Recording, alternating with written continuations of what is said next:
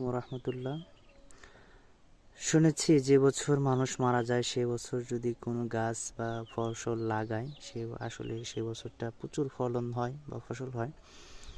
আমার মা যখন মারা যায় তখন সে বছর অনেক ফসল হয়েছিল। আমার বাপ কতদিন হলো চলে গেল, আমার বাপের লাগানো সেই গাছে দেখেন কত ফলন ধরেছে, কত ফুল এসেছে।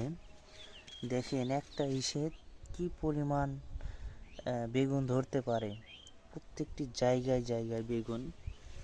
ঠিক আছে, ফুল এত বেশি ফুল এসেছে, এত সরিষা হয়েছে, মাশাআল্লাহ আলহামদুলিল্লাহ। আসলে যদি বুঝতাম বাবা আমাদের এভাবে রেখে চলে যাবে, তাহলে দেখেন কত বেগুন। ঠিক আছে, আসলে বাবা থাকতে বাবার মূল্য বুঝতে পারিনি আমরা, ছেলেরা বুঝতে পারে না সাধারণত। দাঁত থাকতে দাঁতের মর্যাদা কেউ বোঝে না। যাদের বাবা মা আছে অবশ্যই ভালোবাসবেন। আল্লাহ হাফেজ।